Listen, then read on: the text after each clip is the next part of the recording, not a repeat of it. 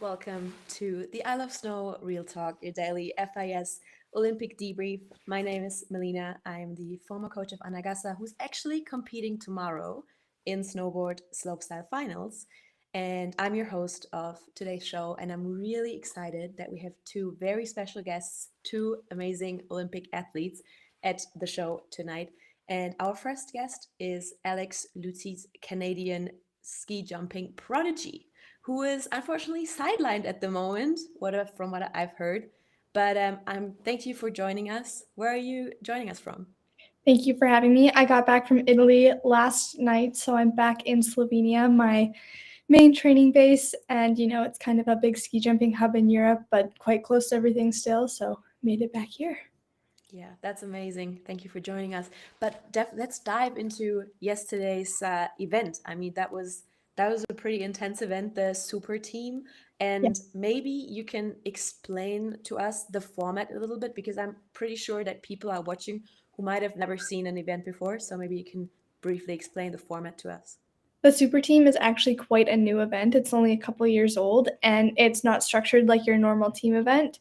It takes the same idea, except it cuts the group in half. So instead of having 4 athletes representing one nation, you have 2 athletes representing one nation. And so in ski jumping, you get a score for distance, judges, wind, what gate you go from, and all these are added up to give you your score for your jump.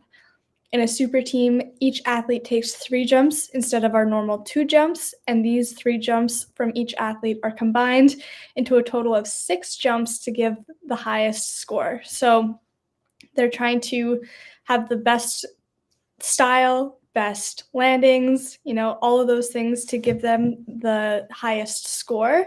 And at the end of the day, the best team wins. But yesterday was a little bit special because the conditions in Predazzo can be a little bit unpredictable, and the weather, in an outdoor sport, like any outdoor sport, can be a little bit of a challenge. And so they canceled the final round. So they only took 2 out of their 3 jumps, and at the end of the day, the Austrians were left at the top of the podium, which was a very big deal. It was the first medal for Austria in the ski jumping, and it came down to the final event. I mean, in my opinion, this was quite an exciting podium, and the fight for the podium was incredible. Like, it was unbelievable how tight it was between fifth and third. These 3 teams were battling it out every jump. The score was changing and the order was changing, and it was really intense. Yeah, I can imagine. And I mean, it was the first medal for Austria in like in Predazzo. So I guess that's a happy end for them because I feel like they. Do you think they could have gotten more medals or? I think that it's something that's so circumstantial. There's so many things that go into it. It's not just like if you're jumping good or bad. There's so many factors that go into the best jumps in ski jumping, and it's not just a matter of having a good jump, it's a matter of having good luck too. So it was just like not in the cards for them, this competition, but finally in the end they were able to have the right jumps at the right times. And yeah, you can see how happy everyone on the team is, whether they're on the podium or just teammates. It's pretty great to see. That's amazing. And I mean, we do have to talk about Poland as well, and especially Kasper Tomasiak. I mean, that's amazing. I think he has never had an individual World Cup Nope. podium, and then he ends up on the podium at the Olympics with Three his team. times, yeah. That's 3 times. That's amazing. Yeah, it was, I think that everyone always says the Olympics bring out special moments, and this was definitely one of them. Like, what a great place to have your best jumps of the season, right? Like, if that's the time to show up, the Olympics are absolutely the time to do this. And, to be able to also have Poland perform as a team, this was really amazing. They've had a difficult year, and to see them succeed together, I think, it's really, really great to see. Yeah. What do you think is his key success to perform on like such a big stage but never actually be on a World Cup podium? I think that maybe the not having expectations. It's hard to say, I don't know him personally, so oftentimes when you expect things in ski jumping, you get the opposite. So I think that he really came into the competition with the right mindset, and ski jumping is fun when you're in the right headspace. And I think he was just having a great time, and enjoying his Olympic debut to the limit. Yeah, that sounds amazing. So, what is your resume about last night? Maybe to finish things up. Yeah, it was pretty chaotic, but I think that that's always in a super team. Things move around a lot just because there are more rounds than usual, and you have the opportunity to see more small nations succeeding as well as big nations. And it's truly great to see so much diversity succeeding in the super team. And it's one of my personal favorite events on the women's side, and hopefully it can make its debut at the next Olympics. But I know from personal experience how much fun it is when your teammates who you see day in and day out, and you get to be on the podium with them. I mean, oftentimes you're on the podium with your teammate, but you're still competing against each other. But to like truly be on the same side and stand there next to them, it's just so special. And to do that at the Olympics is just incredible. Yeah, and I mean, now that we're also talking about snowboarding and park and pipe, we do travel a lot together with our friends, with our competitors. Is that something you guys in ski jumping do as well? Like travel Yeah. together with your teammates and competitors? I mean, teammates for sure. I think that ski jumping is also such like a tight knit community that everyone knows everyone, and it's just like it's fun to see everyone. Like when you've been gone a while, and like I went and I watched because my friends and my boyfriend was jumping, so I stood on the sidelines, and how many people came up and said like hello to me, and how like just like catching up. It's just so amazing how close the community is and how much we all love each other, and we're bonded through competition but also the love of our sport. Absolutely. But what is more nerve-wracking for you? Like jumping yourself or watching your boyfriend jump? Oh, watching 100%. It is a million times more stressful to watch him, or like even watching like my teammates compete. I was so nervous. Like, when you are competing, you're doing all the things that are going to help you win, but when you're watching someone, you're just hoping that they're going to do well, and there's nothing you can do to impact their results. You can show up and you can cheer for them, but beyond that, you can't do anything to help them succeed. You just have to let them handle it on their own. Absolutely, especially as you mentioned before with all the, the weather and the conditions changing and yeah, Yeah. it's a Yeah. lot. We had this on our team. My teammate had a little bit of bad luck, and the jumping was fine, but conditions were not in her favor. So it was a struggle. But at the end of the day, it's about showing up for them and cheering for them, even though you have no control of what's going to happen. Absolutely. Yeah. Well, thank you, Alex, for taking time. That was really cool insights, especially also for me. And yeah, I hope your recovery will be nice and smooth, and you can come back on yeah, the hill very, very soon. Thank you. I appreciate it. Thank you for joining us. And from one Maple Leaf, actually, we have to go to another one because last night was Big Air Women's Free Ski Finals, and Megan Oldham made history by becoming the first Canadian free skier who won a medal in the Big Air event. So that is absolutely amazing. And I mean, Megan has a story with her fourth place 4 years ago at the Olympics. And she told me a couple of months ago, Melina, I'm going there and I'm going to win a medal. She actually won too. So she already has a bronze medal in slopestyle a couple of days ago. And now she came back, came out swinging, and got another gold medal. And we absolutely have to go. We have to dive a little bit into the competition because that was absolutely insane. We had Lara Wolf.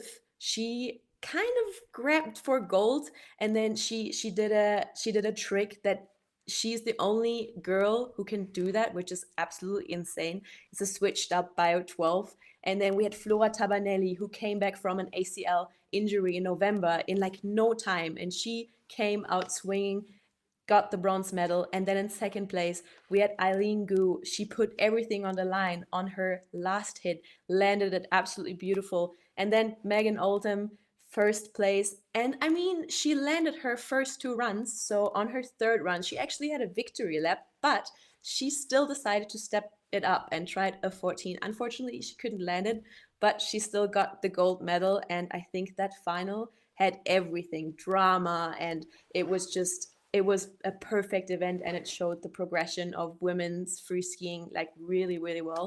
So yeah, I mean that was pretty much about the final from last night, which was absolutely insane. And now I'm really happy to introduce to you our second guest. He is the only snowboard athlete in Park and Pipe who actually qualified for the Olympics in all three events, so slopestyle, big air, and halfpipe. He's from Switzerland, and his name is Jonas Hasler. Hi, Jonas. Hello, how are you doing? Thanks for I'm having good. me here. Thank you for taking time. Where are you joining us from? Also from Lax, I just got back home from Italy today during the day, drove back home, and now back in Lax for a few days before heading to Aspen for the Snow League. That's amazing. How was it was your first Olympics. How was this whole experience for you? I think it was amazing. I got pretty lucky to spend a lot of time there while doing all three disciplines. So I got to experience everything. And I gotta say, the bar for my first Olympic got like pretty high up. I heard people were telling me the last Olympics weren't that good. So I enjoyed it a lot. The food was amazing there. I gotta say that the whole facility where we stayed in the hotel, but also the facility where we can ride the slope course, the pipe, the bigger was amazing. Yeah, speaking about the slope course, because obviously today the slopestyle finals of the women's was rescheduled to tomorrow. So tomorrow is a really big day because we do have snowboard slopestyle men and women one day, which is going to be a big, big day for snowboarding, I think. So, I mean, you've been riding that slope course in qualifications, and you did so well, but maybe you can like kind of take us through the whole course. So, yeah, maybe let's start from the top. So, when you drop into the course, what are the first features you have to ride on, and why is it like special at the Olympics? So it starts off with if you look from the top on the left side, there's just a normal down rail. I think it's pretty easy. It's pretty steep though. I gotta say that. And then on the right side, we have a down flat down. It's really steep, and the down part nearly goes up again. So you have a lot of kink there, which is kind of what we have to look out so we don't catch an edge or something like that. Then on the second rail, it's kind of like one feature is like maybe two rails. So we have a first rail that goes into kind of like a wave. You have three different rails you can hit. I think it's one is a rainbow. The other one is kind of like a goes down and up like a kind of shootout rail. Yeah. And then we have a normal down rail, and then you have two different rails we can choose off going off the wave again. It's the one on all the way to the left side is really really long up flat down rail, which is kind of something special. We don't have that a lot in courses. And then we have a on the right side we have a flat gap into down rail, which is kind of like a tube. So I think most of the riders were hitting all the way to the right side. It's a bit more easier because the left rail is super super long. So that was kind of like the what we had to look out for. The rails are really long, really technical, which I personally really liked a lot. And then the last feature of the rails was a shootout rail all the way to the left side, a rainbow rail. Oh no, it's an elephant rail actually. It goes all up and then all the way down, which is also super long. And then on the right side, we have a normal flat rail or flat tube, which you can also like do like front flips or spins out of it, which I really like to do. And overall, I just have to say, I think the rail riding was really cool to do on those kind of rails. It was kind of like fast, but then you can also do like big tricks out of the shootout rails, which is something that I really enjoy doing. And then we have the three jumps, which are kind of more basic, but also really nice to ride. I really like the first one. It was super fun to ride. So yeah. Yeah, I think we have a picture of the jumps as well. And I mean, if we look at the snowboard qualification with men, this is actually Dane Menzies on that picture, and Dane won qualification. So he's one of the young guys. I think it was a really interesting result because we did have the youngest athletes, but then also the ones that have the most experience, like Mark McMorris, Marcus Cleveland. And I think it's so interesting to see that, yeah, we do have the youngest ones, but also the oldest ones. So do you think this course is maybe good for the more experienced riders, maybe? What I think is because you have in total your four rails, you have to be really, really consistent, which is something that is not like you, oh, let's just try out a new trick and hope it lands, because you have so many ways you can slip off a rail or just not put a clean run down. So, to be honest, I wouldn't say it's a just for older person or like older people who have more experience. I think if you have a lot of consistent riding, I think also the young guys can perform really well. Like I know Oliver Martin, he's like not even an adult, he's not even 18 yet, and he's got into the finals, which is also insane. So you can also have an Olympic champion, which is Red Gerard is also in the finals. You can also have that. So I think it's a bit of both you need. Yeah, it's an amazing mixed field, which is going to be super exciting, I guess. And but we also have to talk about free ski finals tonight. So let's hope they can do that because it's still snowing pretty bad in Livigno. But have you been at the qualifications? Yes, I saw the qualifications and I was just standing there with my mouth open because I was so shocked how incredible the level was. Like I saw people doing 19s and 18s and not getting into like the final or something like that, which for me I was just like blown away.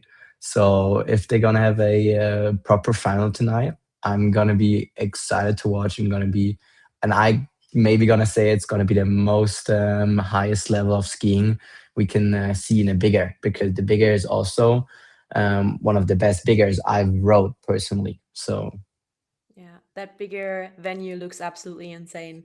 Also, I saw a video on your TikTok account where you showed the lift and the whole venue, and it looked pretty scary actually. But yeah, I think like the first training was a bit scary, going up the little lift on the back, but because it's at night, you don't see much out of it, so you kind of like just standing there side by side, shoulder by shoulder, with like eight other peoples in there. It gets a bit scary, but you get used to it, and at some point you just put music in, turn it up, and then go up and get ready for your big tricks that you do. talking about your TikTok account, I feel like you're blowing up at the moment because you, as you said before, you really enjoy the food, but especially from what I've heard, you do enjoy tiramisu, as we can see and hear. I think what happened there actually? So that was after the whole resort kind of knew that I really liked tiramisu. They surprised me at, I think it was the day of the halfway qualification day. They surprised me by making my own kind of personal tiramisu and try it out. Like they said, it's the old way, traditional way of doing tiramisu, which I was blown away by that time. But yeah, I think the food was incredible anyway. We had like pizza or pasta the whole time. So the perfect Italian food mix to get ready for our competitions. That sounds amazing. And I mean, if we look back 2 years ago, we did have the Muffin Man, and I feel like, are you the new Muffin Man now, or like the Tiramisu Man? I guess because Yeah, he seems to be ready to join the Winter Olympics now. He was a swimmer, and now he has his Nordic like the skis, ready for to because I think he wants some tiramisu as well. yeah. He put a video, he sent me a video as well of him telling me he gave like the torch now to me, and I'm gonna represent as the tiramisu man. He was the muffin man, and he gave the torch to me to be the tiramisu man now. Was really cool to um, him reacting on that stuff. And then I think right now he's also in Milan, trying out the Olympic food they have. So it's pretty funny that he's still doing the funny stuff that I think all the people love to see about the Olympics. That's amazing. Thank you, Jonas, for taking time and for joining us today. And yeah, so we still have a couple of events left at the Olympics. So, for example, tomorrow we still have the slalom, the women's slalom, and yeah, obviously Schifrin is going to compete again. And is she the favorite? Maybe, maybe not. And then we do have cross country team event as well, and maybe we have another gold for the Vikings. And I think it's going to be a really, really cool day. And as I said, obviously, we do have Park and Pipe. We do have a big final day for slopestyle, men and women. So you definitely have to tune in. And yeah, thank you guys for tuning in tonight. I've had a lot of fun, and I hope you did too. And I hope to see you guys tomorrow for our next show. Thank you guys for watching.